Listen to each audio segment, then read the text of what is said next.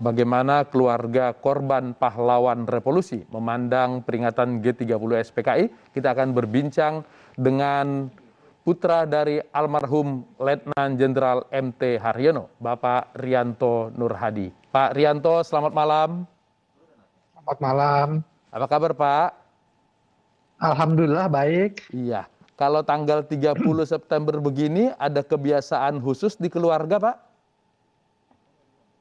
Biasanya kalau tanggal 30 September malam, kami selalu bersama-sama dengan Kodam Jaya biasanya, itu mengadakan tahlilan di Lobang Buaya. Itu sudah berjalan, udah lama sekali gitu setiap tahun.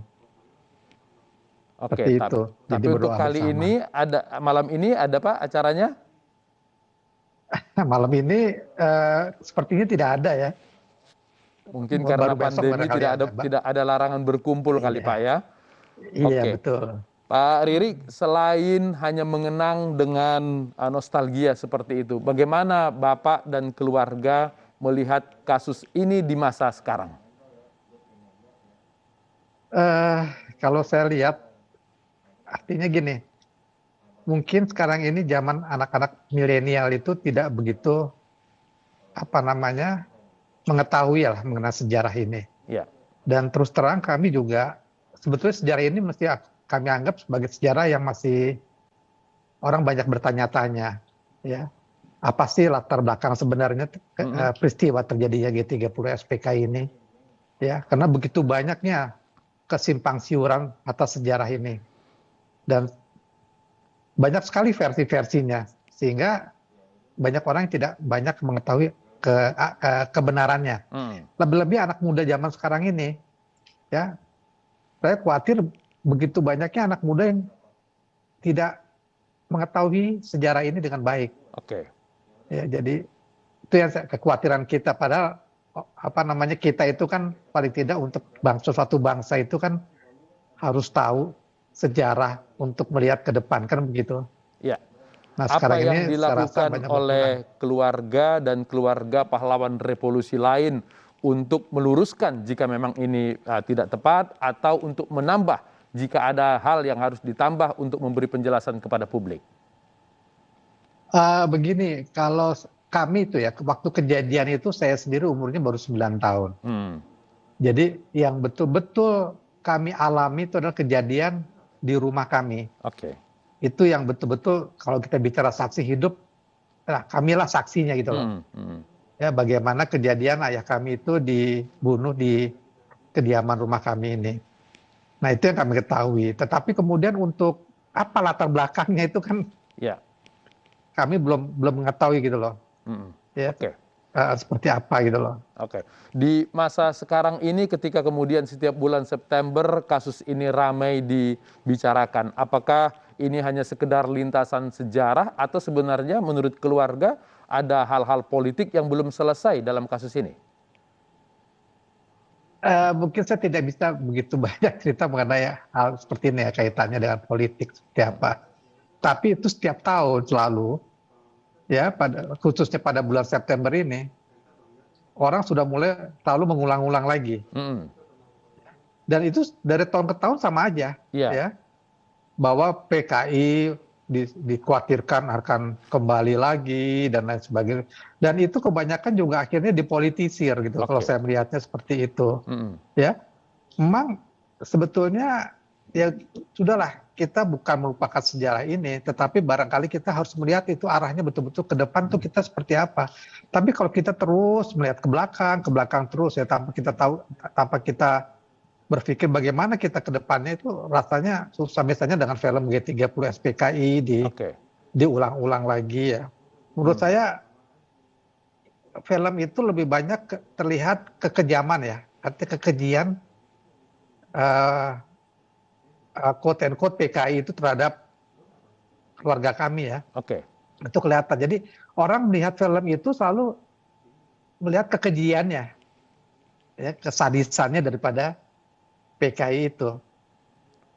Jadi orang belajar. Kalau Bapak sendiri walaupun usia masih 9 tahun tapi mengalami langsung, apakah kekejian yang tergambar dalam film-film tersebut memang seperti itu atau lebih parah, Pak? Kalau saya melihat ya, karena di rumah kami ya, Mm-mm. di rumah kami itu memang parah betul.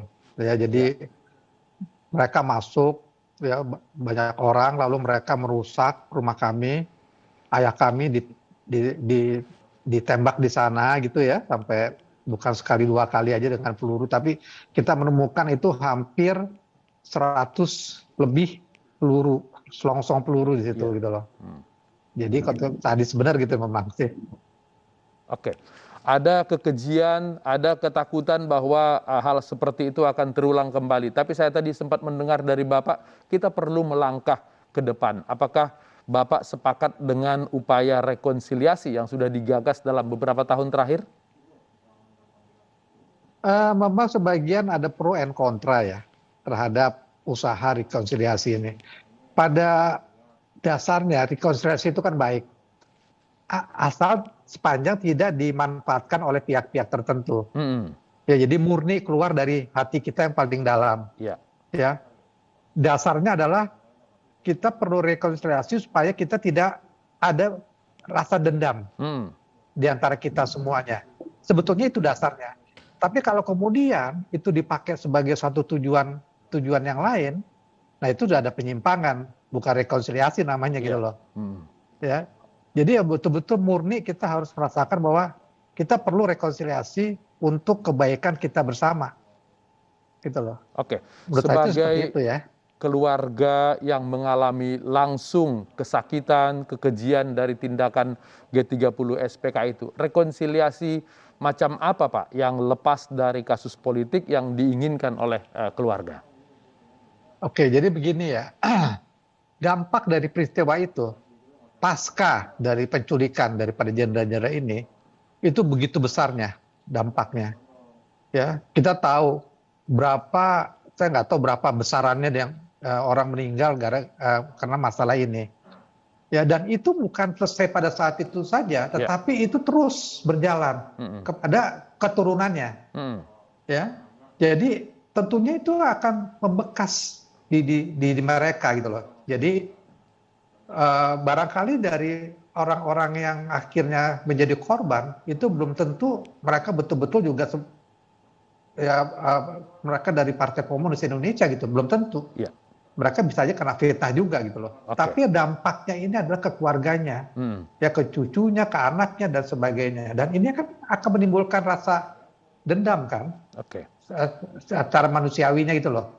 Oke. Ya, mereka dipersulit dalam kehidupan mereka, sulit gitu memang. Kita korban juga, Yeah. ya ayah saya juga meninggal. Tapi mereka juga menjadi korban juga gitu kan, seperti itu. Oke. Dan kita bicara ini kita sebagai satu bangsa, Ya. bangsa Indonesia yang harusnya itu harus bersatu. Malah justru ini akan membuat kalau kita begini terus akan terjadi banyak perpecahan. Oke, baik. Banyak orang yang menyoroti kasus ini dari kesakitan, kekejian yang terjadi yang disebabkan oleh Partai Komunis. Tapi sepertinya Pak Riri ini bisa berdamai dengan situasi itu. Apa sih Pak yang membuat Bapak kemudian merasa harus menyelesaikan kasus ini dengan cara-cara yang baik-baik dan damai? Begini, negara ini, bangsa ini adalah bangsa besar. Ya. Tapi kalau kita itu terpecah-pecah oleh masalah ini, itu tidak akan bisa menjadi bangsa besar. Ya. Ya, karena kita itu lebih fokus ke depannya. Ya, jangan lihat ke belakang. Oke. Nah, untuk itu perlu adanya ya rekonsiliasi seperti yang saya katakan gitu loh. Ya. Ya perlu adanya penyelesaian terhadap sejarah ini. Apa sih sebetulnya ya di belakang ini semuanya?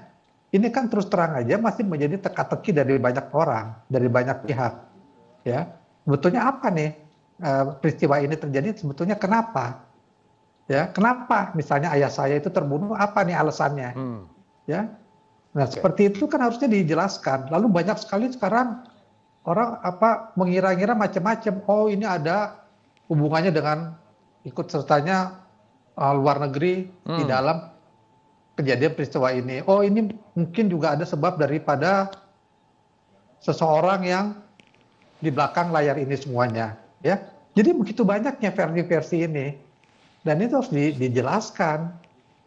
Nah itu yang saya bilang sampai sekarang ini kok bisa sampai sekarang itu belum Oke, belum bisa ya baik. Oke. menjadi suatu penjelasan. Baik, Pak Riri, mudah-mudahan rekonsiliasi yang diinginkan oleh keluarga dan bangsa ini adalah rekonsiliasi yang tanpa melupakan kasus itu sendiri. Terima kasih Pak Riri Iya, sudah berbagi di Inspire. sama-sama. Selamat malam Pak. Ya.